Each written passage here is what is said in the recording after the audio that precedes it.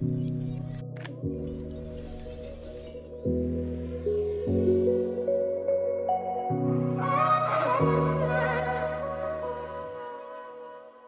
mode hiver. C'est la journée la plus froide normalement. Ça va là, tu vas pas trop froid parce qu'on est depuis 30 secondes dehors quoi.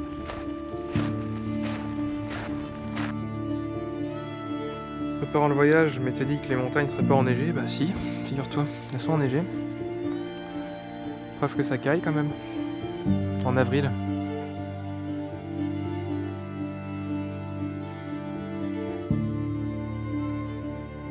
La montagne se dévoile. Le Cairngorms National Park.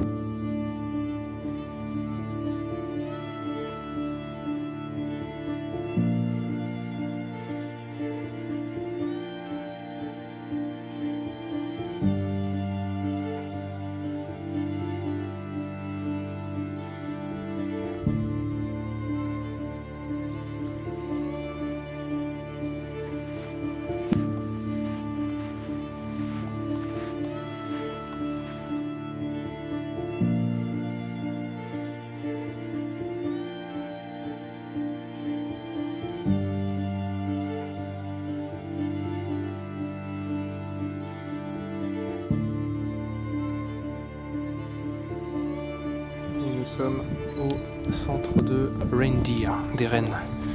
Et on va voir des rennes. Du coup, il y a des rennes sur la colline qu'on va monter à la marche.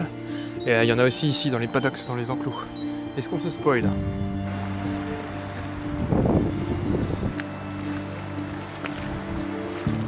C'est parti pour la randonnée. Pour aller voir les rennes.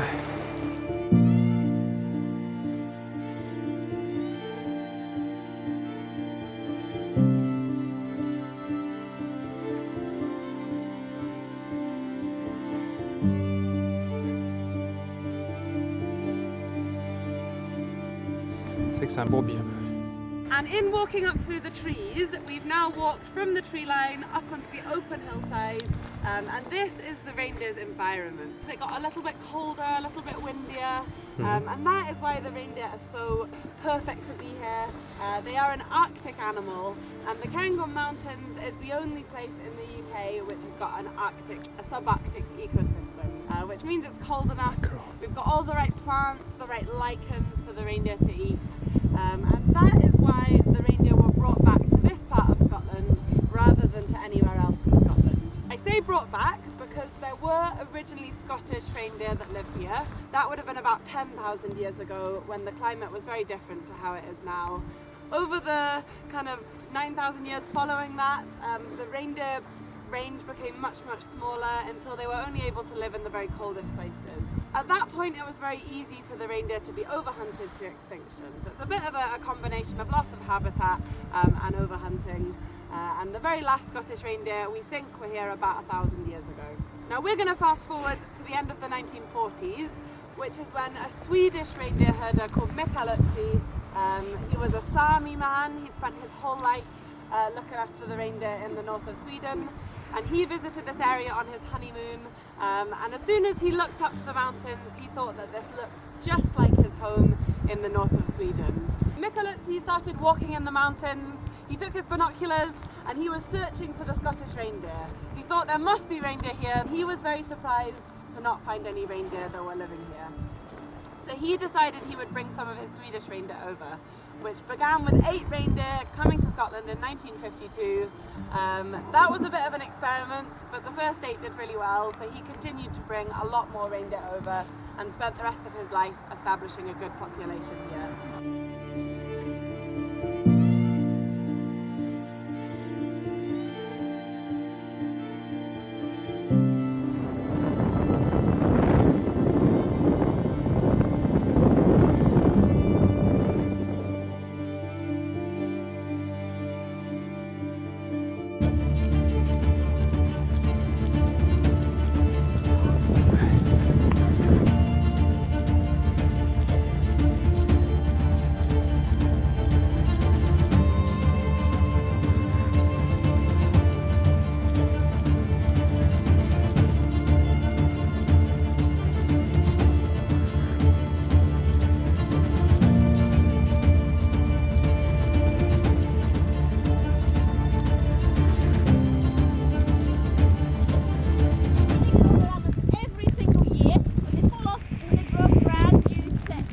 les dents.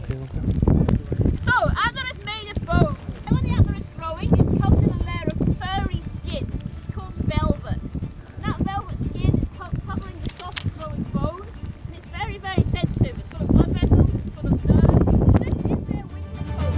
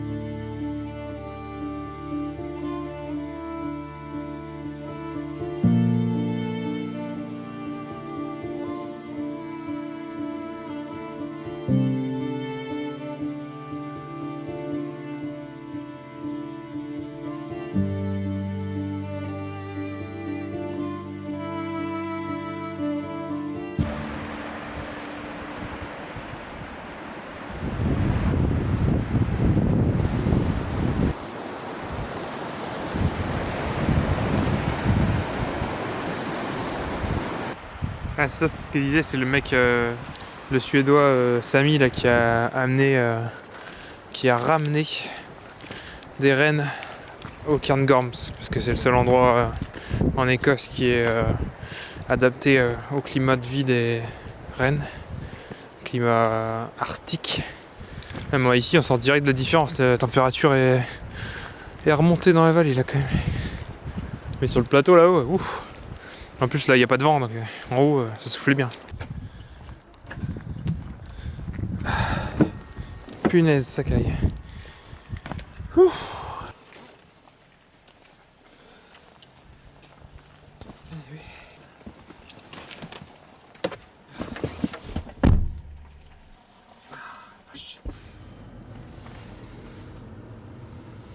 Ça caille. Ça donne quoi tes doigts? Ils sont bleus? Ah, ils sont un peu engourdis quand même. On se réchauffe comme on peut.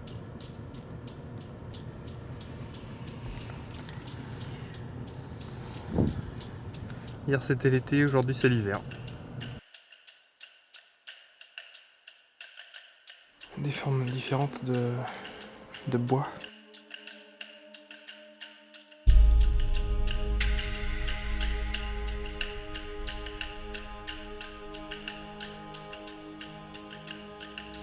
Et donc c'est bien ce qu'ils disaient, ils perdent leur antlers, les bois, tous les ans. Ça repousse tous les ans.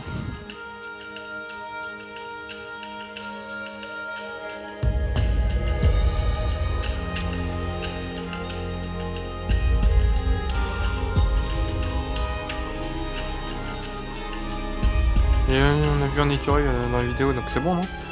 Tiens, voilà, eh ben c'est bon, on peut coucher. C'est la seule espèce dans laquelle les femelles aussi ont des bois. Ah oui, c'est ce qu'elle disait aussi. Ils ont des poils de partout, même sur le museau, pour pas qu'il y ait de muqueuse en contact avec l'extérieur, pour pas que ça gèle. 200 rennes morts de faim. dans l'Arctique à cause du changement climatique. Alors, en fait, on voit, il y en a un petit peu en Groenland, un petit peu en Alaska, un petit peu en Écosse, beaucoup en Suède, Norvège et surtout en Russie. Ici, même la poignée est en bois. Il y a du sandwich.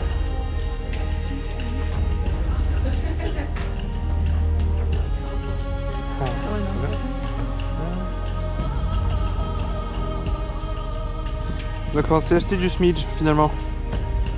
Maintenant qu'il y en avait dans la petite boutique de souvenirs, alors on en a pris. De toute façon il en faudra pour faire ça. Je suis sûr que si on n'en prend pas, on va en avoir des midges. Des petites mouches qui piquent. Donc voilà. On a pris des souvenirs porte-clés coupés dans des bois de Rennes. On est au musée de Highland Folk, donc les gens qui vivaient dans les Highlands, avec différentes époques. J'aime bien ce musée là, c'est toujours intéressant de voir la vie à la maison quoi. C'est marrant, il y a pas mal de trucs. Ça ressemble au musée que j'ai visité dans le Finistère, tu vois les assiettes mises comme ça là. Ça, il y a ça aussi en Bretagne. C'est vachement coloré quand même. C'est de la tôle, ça fait penser aux bâtiments un peu de pays du Nord. Ça c'est l'école. Ouais, donc c'était comme ça à l'entrée, t'avais des lavabos. Ça arrête jamais de pleuvoir dans ce pays. Putain, la locomotive quoi. C'est bizarre, ça allait sur des rails ces trucs là. On dirait que ça allait plutôt sur route, je sais pas.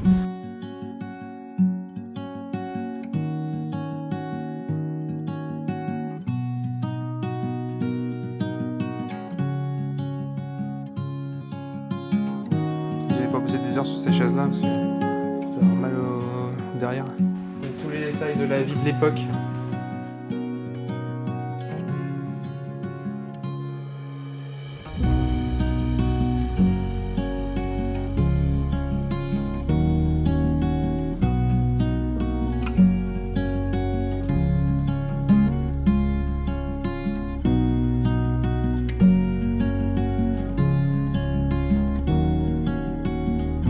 Ça va pas être facile à entretenir la toit de chaume comme ça. Quand tu vois la tronche de truc au-dessus.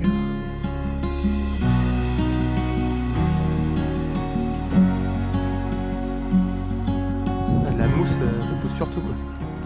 So this is a recreation Mhm. of the 18th century, from just before the Jacobite rebellion. But this would have been familiar to somebody from 700 years before that almost. Okay, it didn't change No.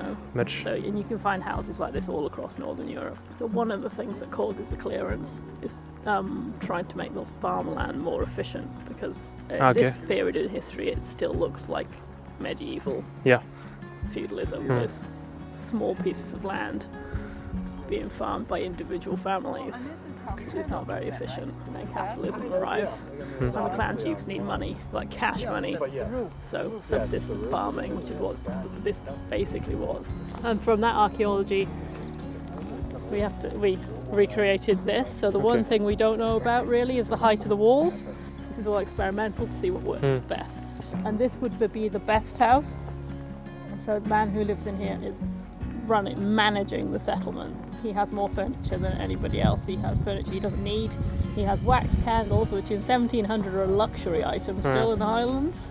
Put it in a split rod, and you burn it On both sides. at both sides, Okay. and that's where you get the English saying to burn the candle at both ends. Ah, okay. The expression comes from there. Yeah.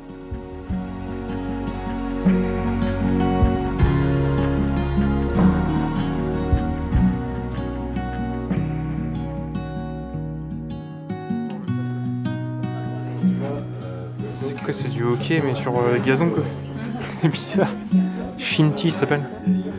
Je connais pas.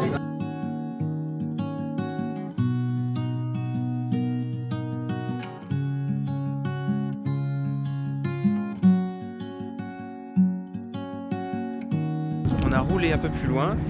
On est passé par Inverness, on s'y est arrêté. Et maintenant on est au Loch Ness. Voilà, Loch Ness qu'on aperçoit derrière. Tout en long. Et, il est quand même assez large, hein, mine de rien.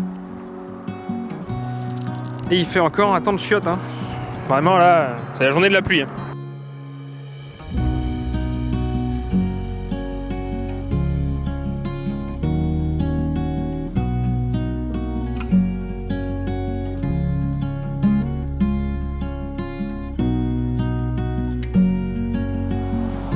il y a du brouillard. Hein. Là-haut, là, punaise.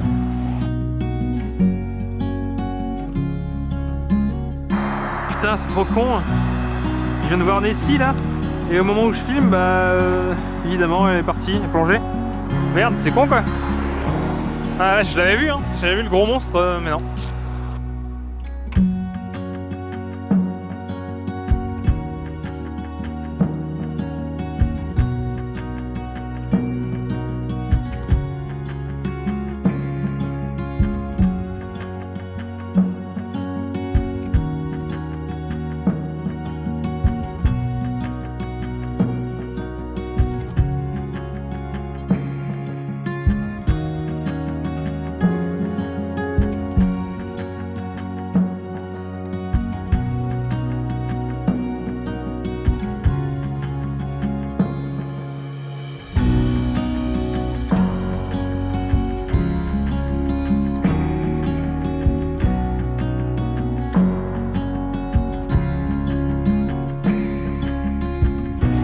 Rayon Pickles. Nous allons tester un beau. Hop, je prends deux. Hop, c'est froid en tout cas. BLT. Smoked bacon, ouais. Beechwood, smoked bacon. On a pris quelques bars aussi qu'on connaît pas. Yorkie, Caramilk, inconnu au bataillon. Voilà une, mais elle est plus noire que ce que je pensais. Okay. Il y en a une autre sur le côté. Ah, il y en a plusieurs là-bas en fait.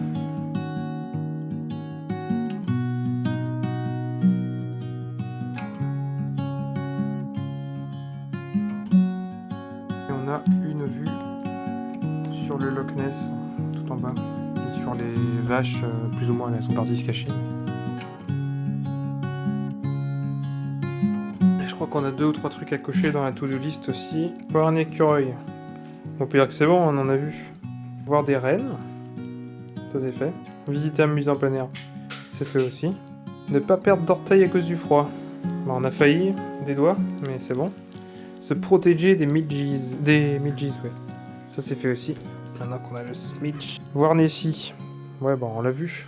Elle n'a pas pu filmer, mais elle a plongé au moment où j'ai filmé. Et voir une vache d'Irlande, bah ouais, on en a vu. Hein. On en verra de plus proche demain. Ouais, elle a le to-do list, là, elle est bien avancée.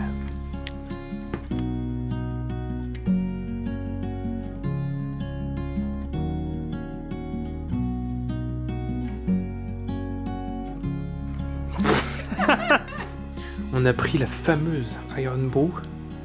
À mon avis, ça va être un truc...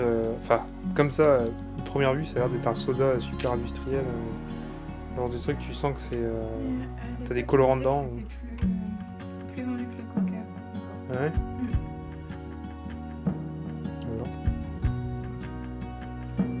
Ouais, c'est assez chimique quand même. Ouais.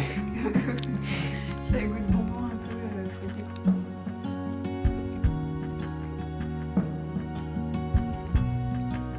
Ouais, ça se paye. C'est trop chimique. Très chimique. C'est un goût de chewing-gum liquide. C'est très bizarre. Mais ça fait très très chimique. Je sais même pas si on va la finir. Ça c'est les Écossais, ça ils mettent du whisky dans le truc. Du savon whisky. Oui, du savon whisky. C'est vrai qu'on a vu du savon whisky. Whisky? On sent? Oui. Trop? Oui. Donc voilà notre petit déjeuner britannique. Allez, vas-y, mange. Voilà notre donation à la nature. Et là, c'est beau, belle vue. Voilà notre roulotte pour la nuit. Ça va, je pensais que ce serait moins spacieux que ça, c'est assez spacieux quand même.